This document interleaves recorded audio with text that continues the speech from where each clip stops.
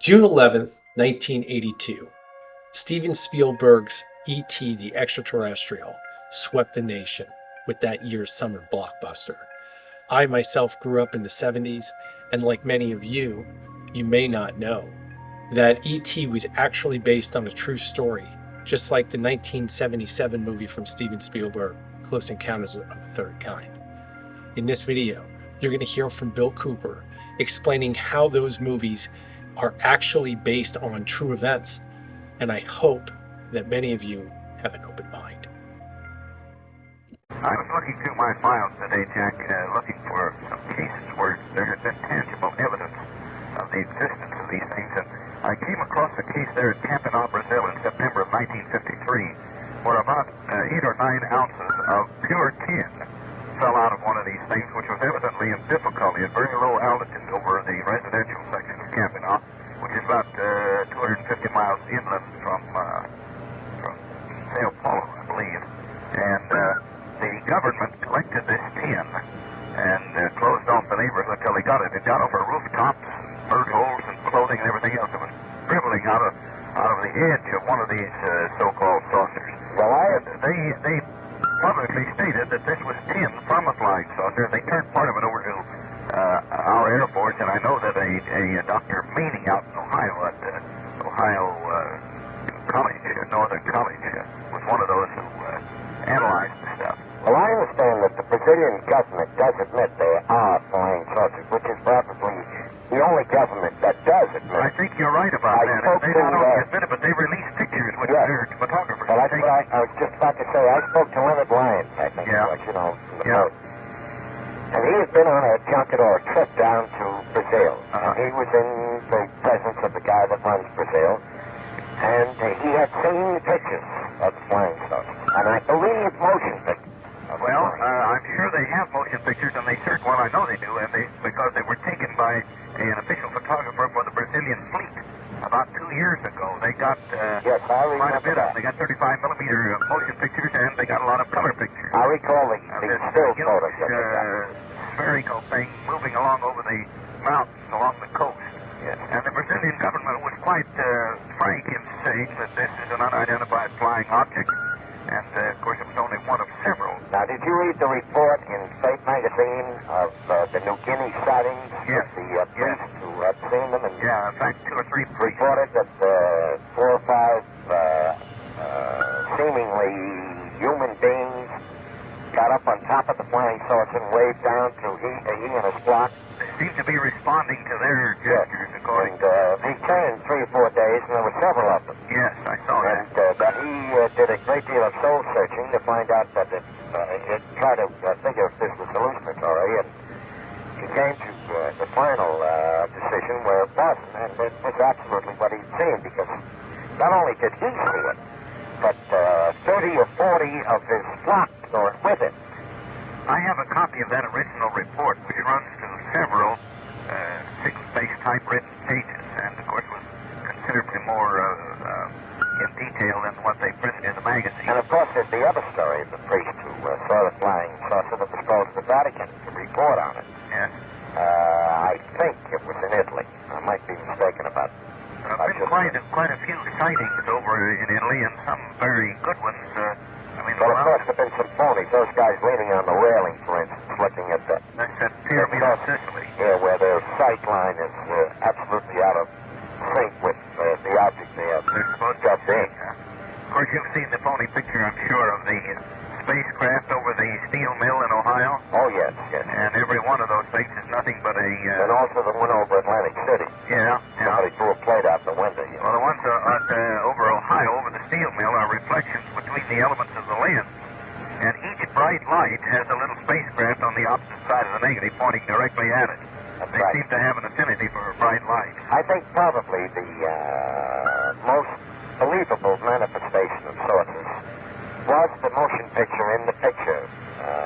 I think, was it called flying saucers or UFO? UFOs, I believe. And this, I think you're talking about the over the ball taken by this, Great Falls, Montana. Yes. And then the movie's taken over the desert by Delbert Newhouse, this Navy war dog.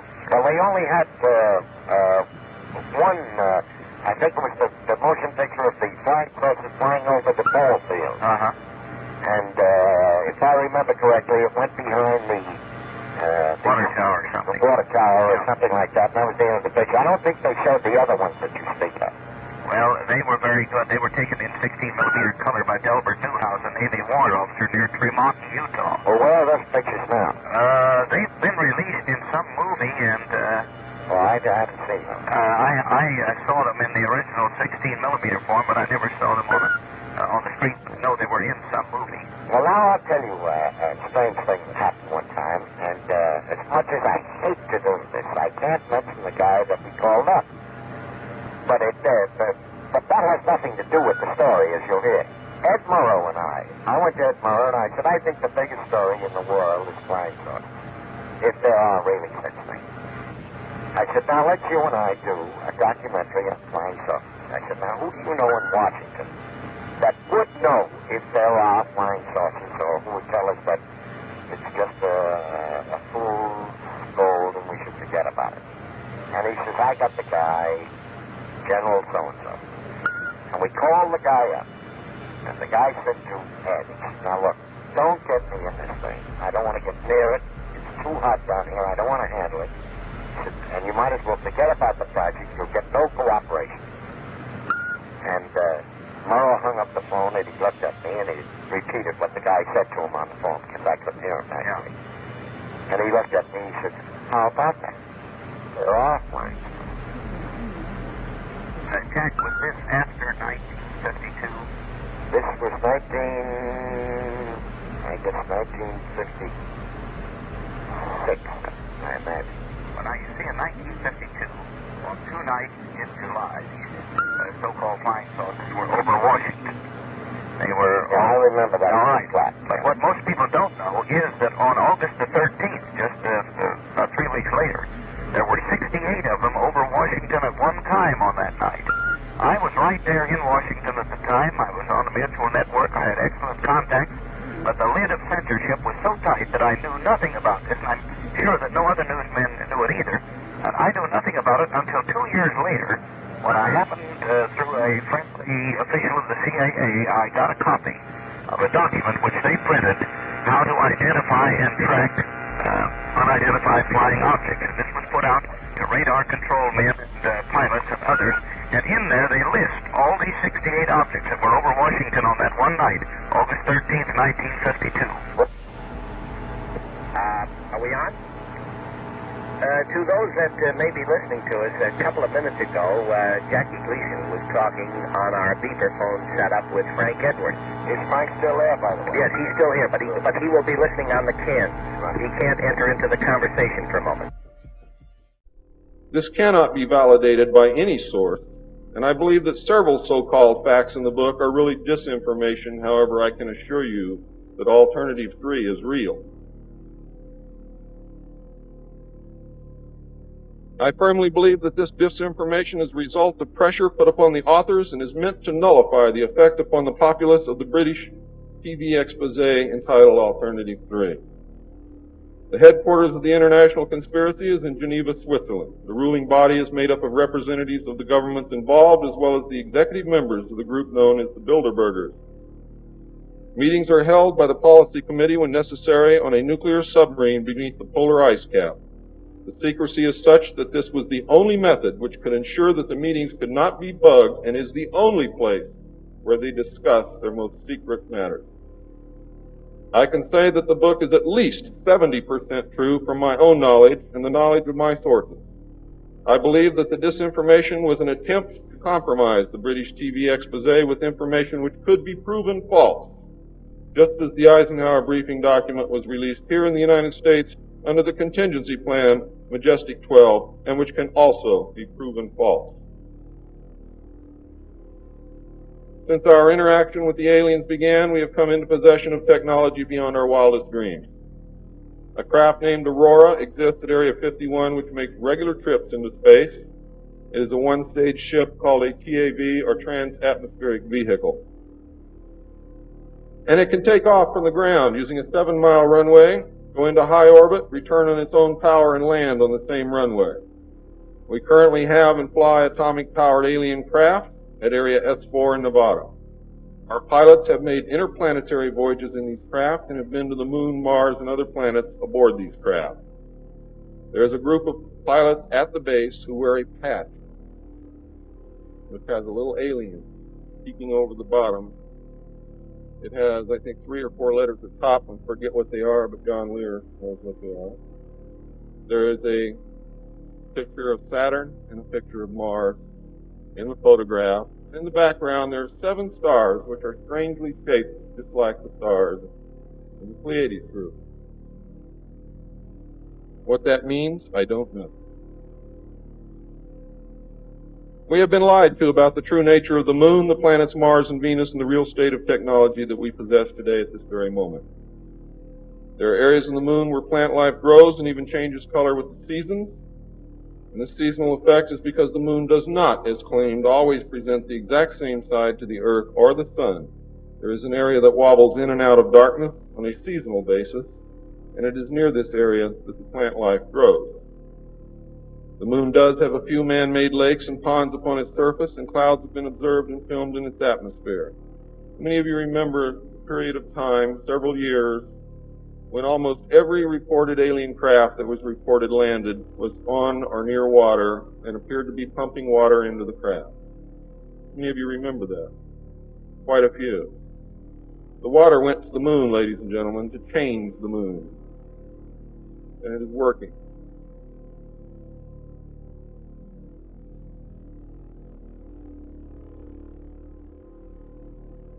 It possesses a gravitational field, and man can walk upon its surface without a spacesuit, breathing from an oxygen bottle after undergoing decompression the same as any deep-sea diver. Ladies and gentlemen, if you can come from 1,200 feet underwater to the surface through decompression, you can go from the surface to 1 atmosphere of vacuum. See, vacuum does not cause a problem for the human body. It's the inert gas that's dissolved in your tissues and in your bones and in the fluids in your body that causes you the problem. If this is decompressed properly, you will have no problem.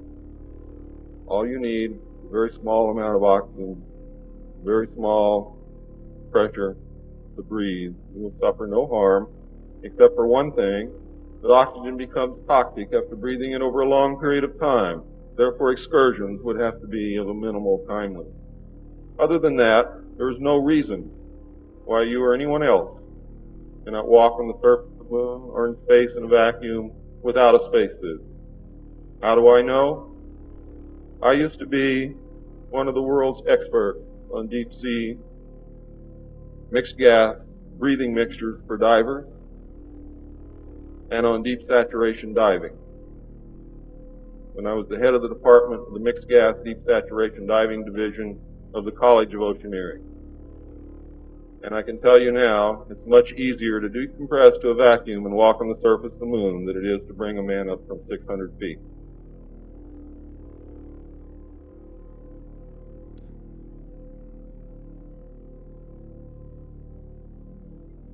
I have seen the photographs, and some of them were actually published in a book called We Discovered Alien Bases on the Moon by Fred Steckling. However, all the photographs are not there, but there are some very good ones. I would advise you to buy the book, advise you to look at the photographs, get the NASA number, and send for them. I doubt that you can still get them, but at one time you could. In 1969, a confrontation broke out between the human scientists and the aliens at the Dulce Underground Lab. The aliens took many of our scientists hostage. Delta forces were sent in to free them, but were no match against the alien weapons. 66 of our people were killed during this action. As a result, we withdrew from all joint projects for at least 2 years. A reconciliation eventually took place, and once again we began to interact. As far as I know, today we are interacting with the aliens. Now,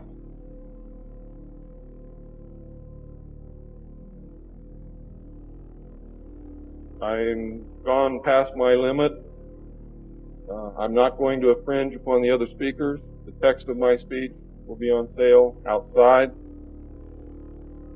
I only have one message to give you.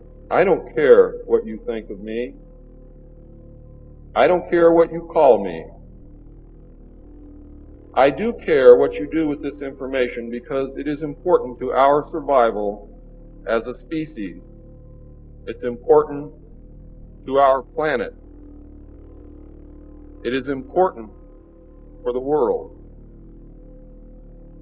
What happens to me is of no consequence, and I knew that when I started this. And over the last 17 years, I knew that someday I was going to have to get up and say this, whether I wanted to or not, whether I was afraid or not. Now I am here, and now it is done. And I feel overwhelming relief. You now have the information. You can laugh at it. You can throw it in the trash can. You can burn my house down if you want to. But I am telling you right now, your future, your children's future, your grandchildren's future depends upon what you do with this information. Your own government is selling your children drugs, and you don't seem to care. Your own government has given away the power of the people, and you don't seem to care. There is an apathy that is running rampant in this country that is deadly, whether or not there are aliens.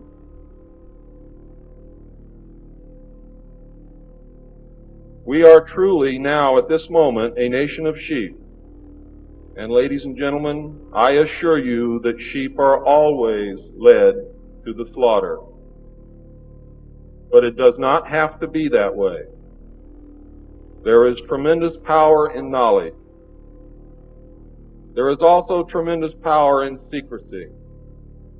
Take away that secrecy, you make sure that you're informed, and you can change things and stop fighting with each other.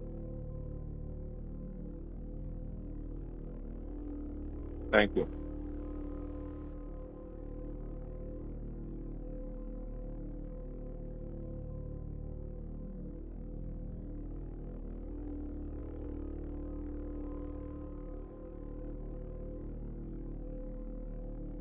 We've been asleep for many, many years, and it's time now for us to wake up. And it's time for us to wake up not in fright, not to look around and jump back from the shadows, but to come awake with our eyes open, realizing what stands in front of us and what we must do so that we can live our lives again in peace and tranquility. And we must, at all costs, guard against drifting back into the slumber that we have been in for the last 40 to 50 years that has really created the situation that we find ourselves in today. We're going to be discussing a lot of subjects tonight, and I would like for you to hold your questions until the end, at which time I will be happy to answer them.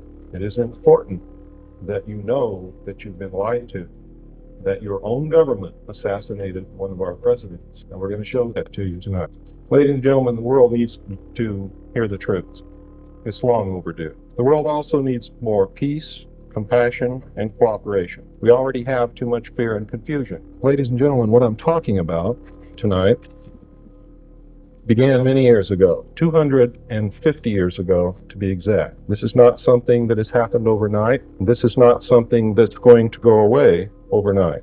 About 250 years ago, there was a man who was contacted by, you might call it a channel, you might call it an alien being, you might call it a spirit, whatever you call it. This entity that contacted this person set in motion one of the most far-reaching, longest-lasting conspiracies known to man. It began with the Illuminati right from the inception of the Illuminati as a plot to depose the rulers of the countries of the world, take down the national barriers, create a one-world government with the core members or executive members of the Illuminati at its head, concentrating the power of the world and the wealth of the world in their hands and subjugating the rest of the human race literally to serfdom.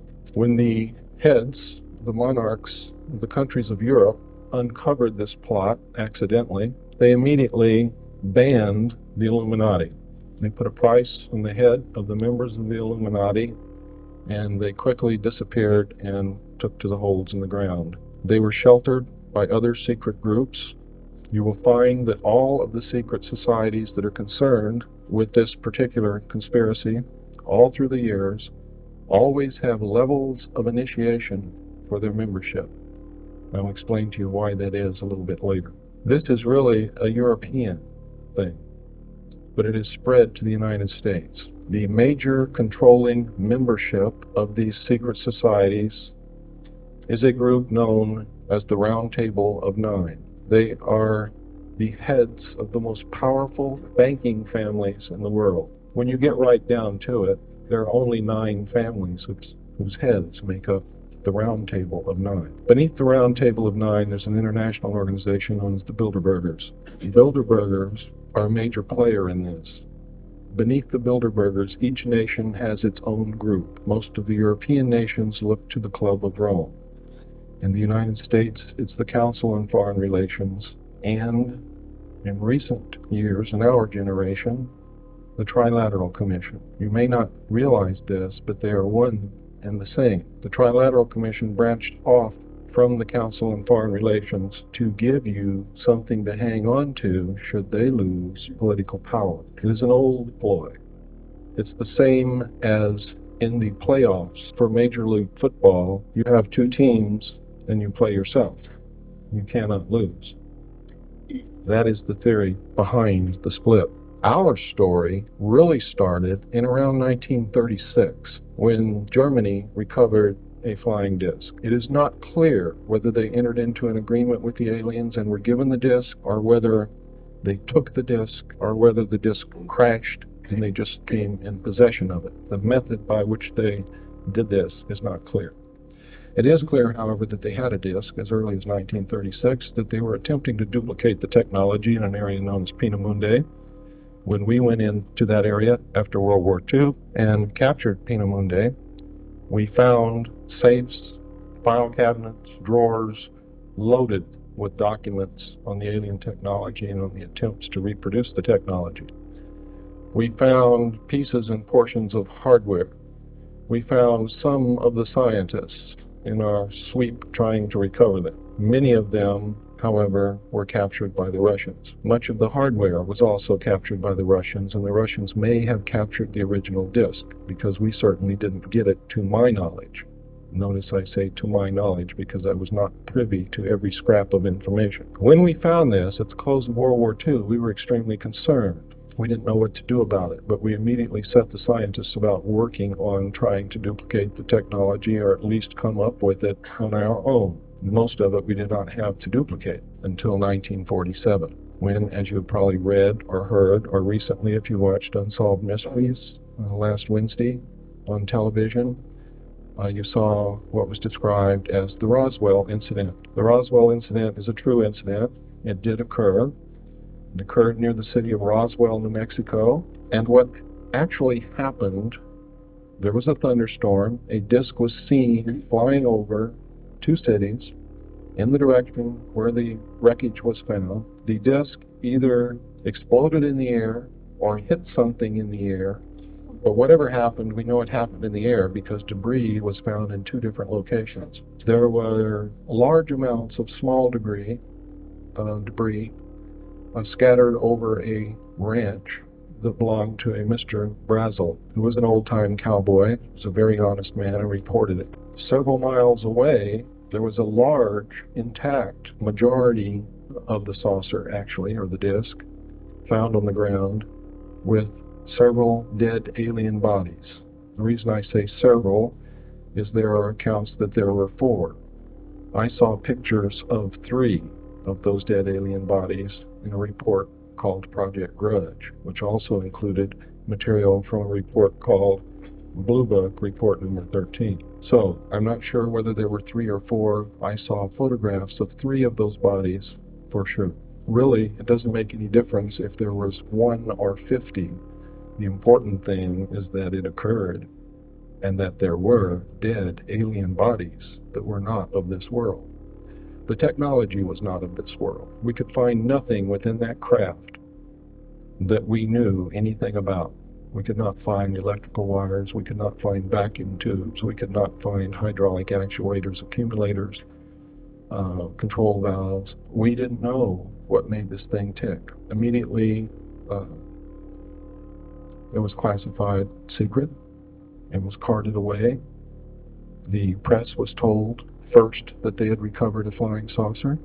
Second, that no, it wasn't a flying saucer, it was a weather balloon. When the local newspaper tried to put it out on the wire service was interrupted, and a message came across the wire to the local news service stating that they were to cease transmission immediately. What they were transmitting concerned the national security. The message was from the Federal Bureau of Investigation, and this is documented. The witnesses are still alive and have so testified to this fact. What happened over the next several years, really that's the most important thing that initially happened. The second most important thing that happened, and there were other crashes in between, the second most important thing that happened is that we found 2 discs in the vicinity of Aztec, New Mexico in 1948, which contained human body part. Now, this caused the classification to go from secret to way above top secret because there was a great fear of a national panic. Now, this was before they ever did a study to determine whether or not they believed the populace would panic if the information that aliens were here was disseminated. But they knew that if they told the public, or if it got out to the public by some means, that aliens were not only here, but were flying around in craft which contained human body parts, that's another story altogether.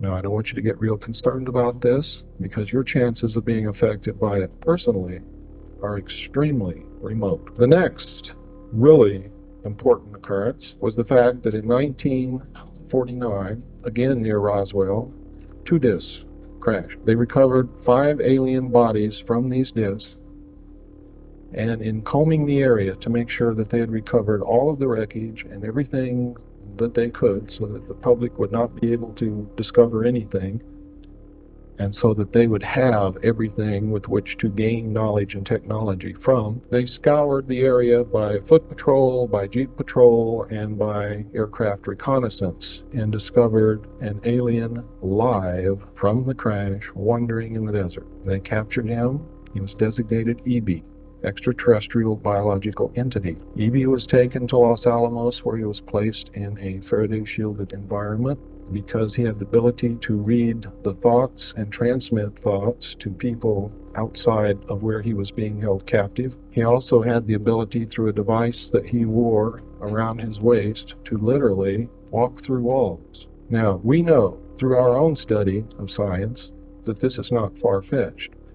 We know that mass, or matter, is made up of molecules, which are made up of atoms, and in between these atoms, there's quite a large space on that scale, and in between the molecules there is a large space on that scale also. It's much like being out in space and looking at the solar system. If the sun and each of the planets, if you were to consider them to be molecules, if you could get way down microscopically and look inside your own hand, you would see much the same thing. There are large spaces between them. They're held together by a force or an energy, which we know very little about. With the proper technology, you could literally put your hand through your other hand if you knew how to do that. The aliens apparently do, because they can not only walk through walls, but they are apparently able to abduct you from your bed in the middle of the night and lift you out through your ceiling without opening any doors, without lifting the roof, without opening any windows, and you pass right through it with no ill effects, and they can put you right back down in your bed in the same manner. Now, this sounds totally insane, doesn't it? Doesn't it really? Because I have to tell you, quite frankly, when I was reading this material, and when I was studying the abductee reports, and when I first came across this, I thought it was crazy.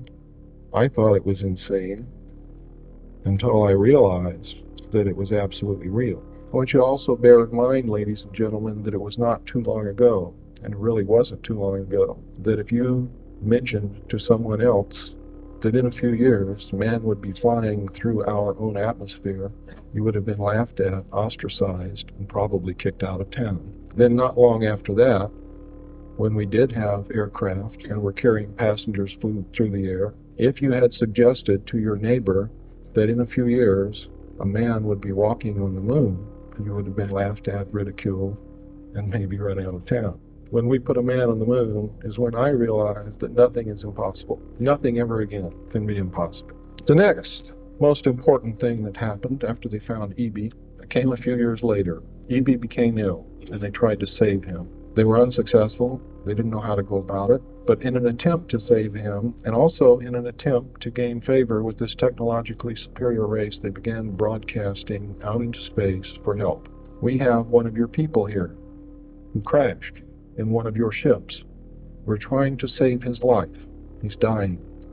Please help us save his life. By doing that, they hoped, number one, to make contact, number two, to make friendly contact, number three, that the aliens would see us as a benevolent people trying to help one of theirs and would not attempt to destroy us or hurt us.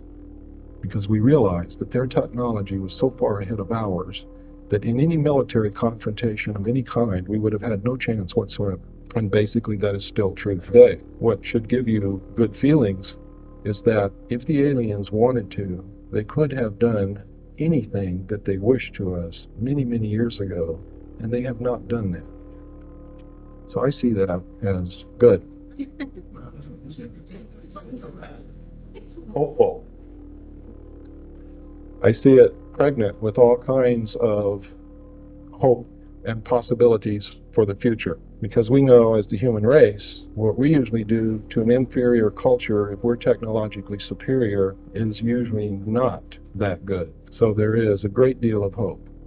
There's a great deal of promise in that.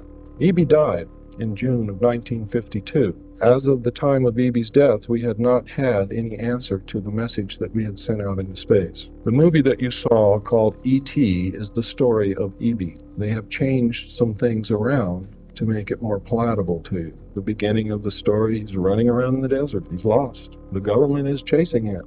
In the real story, the government caught him. In the movie, the little boy gets him. And they form this symbiotic relationship. They're each getting something from the other. And it's a wonderful story. Well, in real life, the real life E.B. was assigned an Air Force officer, be his mentor, be his captor. And the same symbiotic relationship developed between E.B. and this Air Force officer, to the point where when E.B. died, the Air Force officer cried. He was deeply hurt. He'd lost a dear friend because he had been with E.B. literally night and day since they had found him. In the movie, E.B. gets very ill, and everybody's very concerned. And the little boy plays the role of the Air Force officer, and you see that he cries. But in the film, he lives.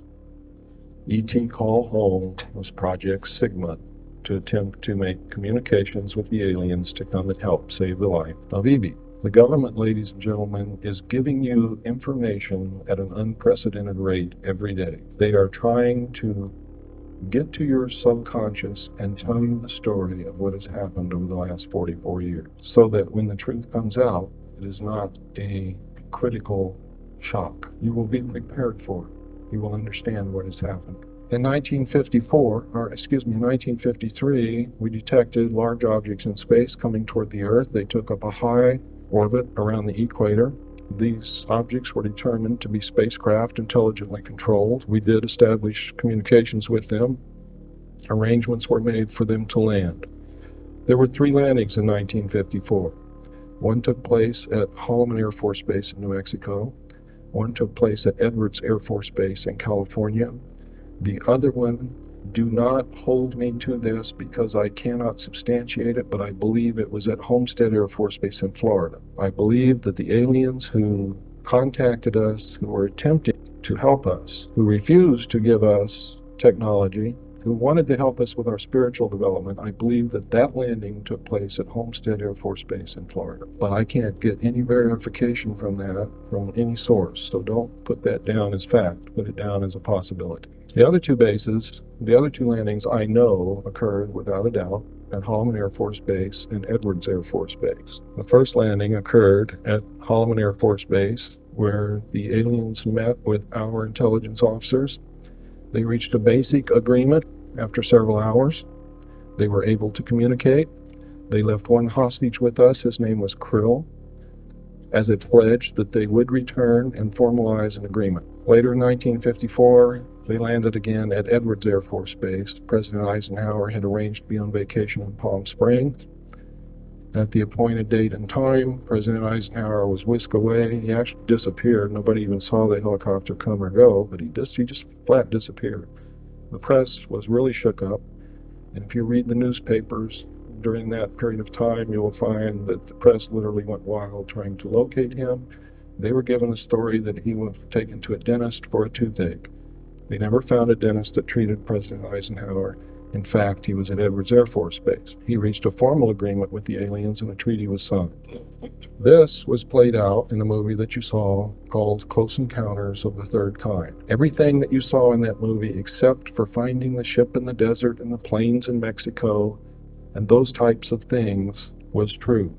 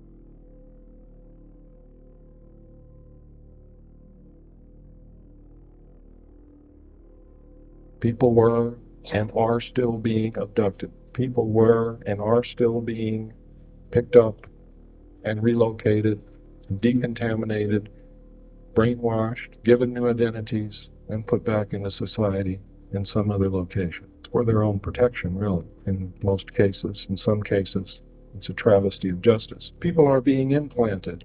The implants were played out by the silly little tune that people got in their head. That represented the implants. They couldn't get this out of their head. They would have a close encounter with an alien disc, and they would hear this tune, and they could never, ever get rid of it. And it drove them to do some crazy things. And there are people today who are being driven to do some crazy things. I know some abductees who wake up one morning after they've had an abduction experience, and they've got to move. And they've got to move to a specific place in a specific state, and they've got to do it right now. And they don't know why.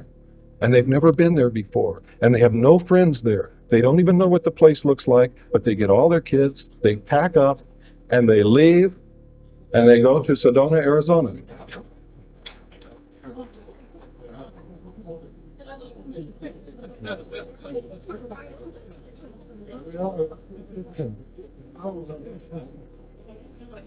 Some of them go to Yale, Washington.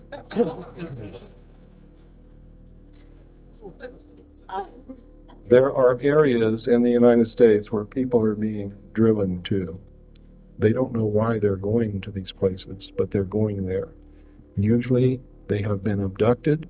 Usually they have been implanted. Well, let me take that back. I guarantee you that everyone who has been abducted has been implanted.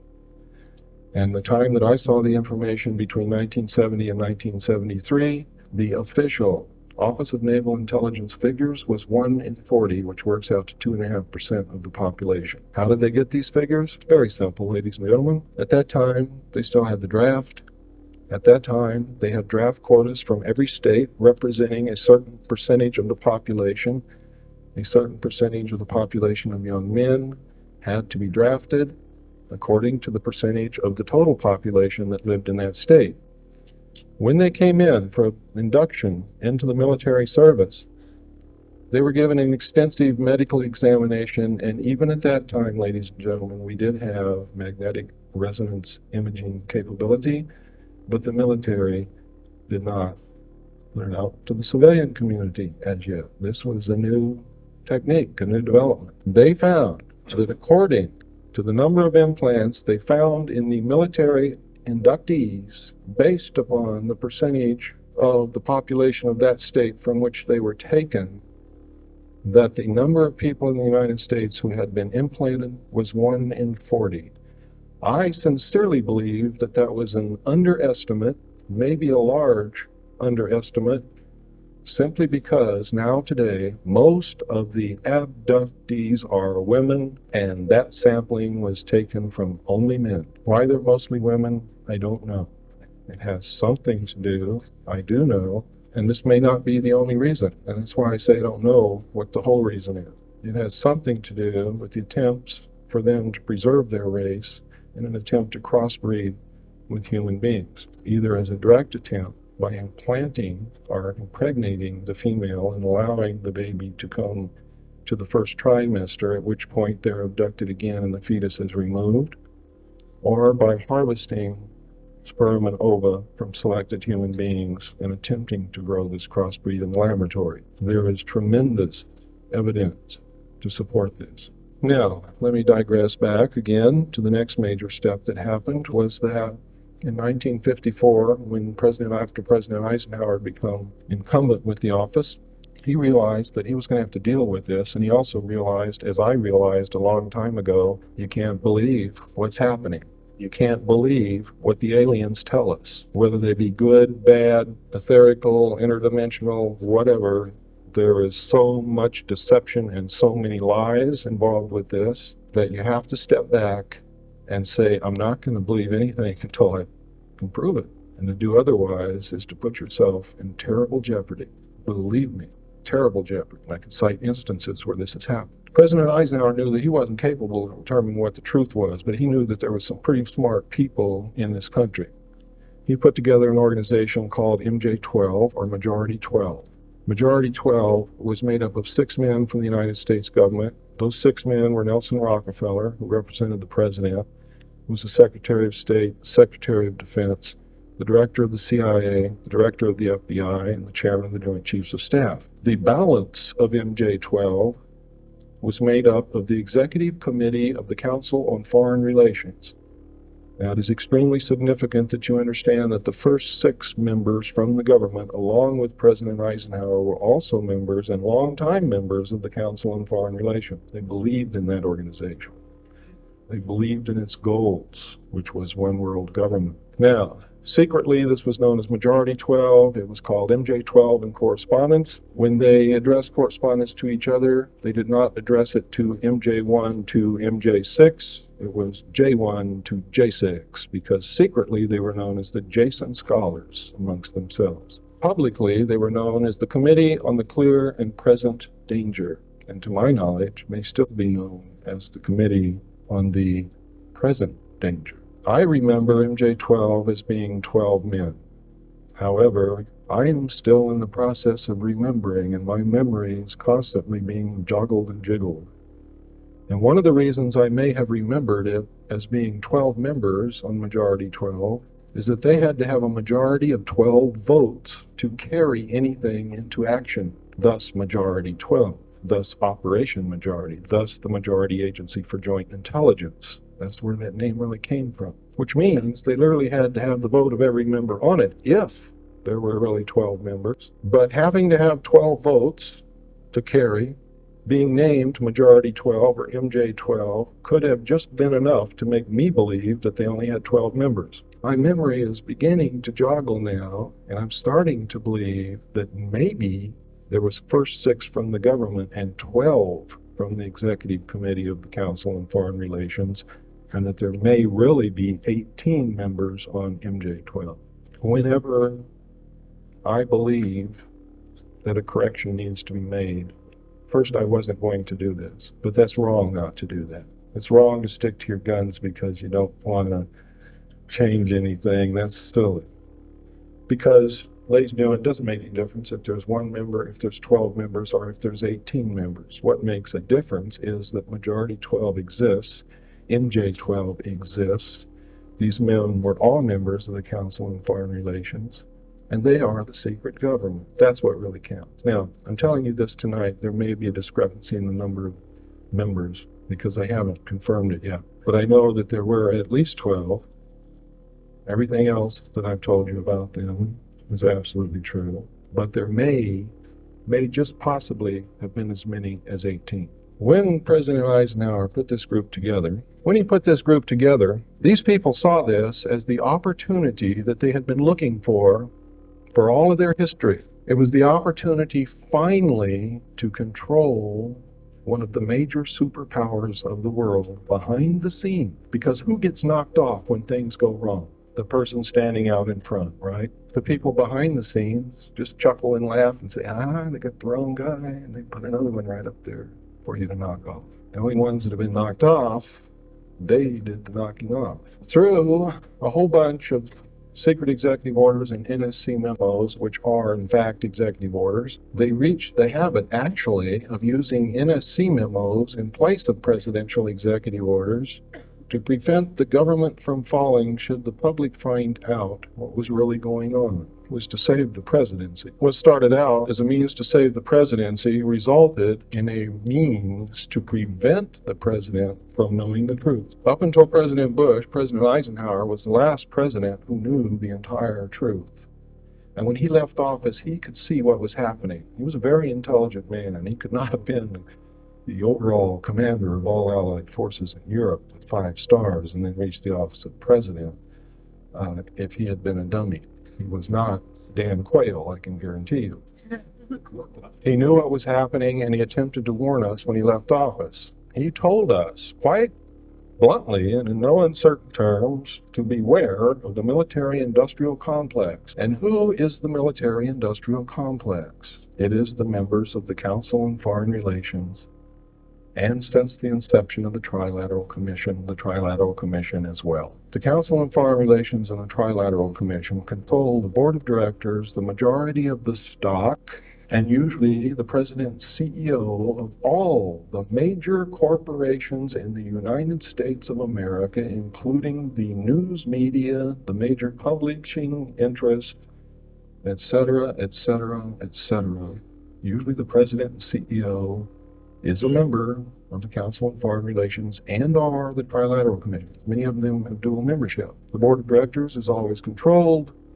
Council on Foreign Relations and Trilateral Commission members own the majority of the stock. Nelson Rockefeller and David Rockefeller and the Rockefeller Foundation and the Ford Foundation and the Carnegie Foundation, which, by the way, the Rockefeller family owns the Ford Foundation and the Carnegie Foundation, believe it or not, own the majority of the stock in the major corporations in the United States of America. They own the majority of the American-held stock of the Federal Reserve, but the majority of the stock of the Federal Reserve is owned by the European bankers. America has been sold right out from under our noses. It doesn't belong to us anymore.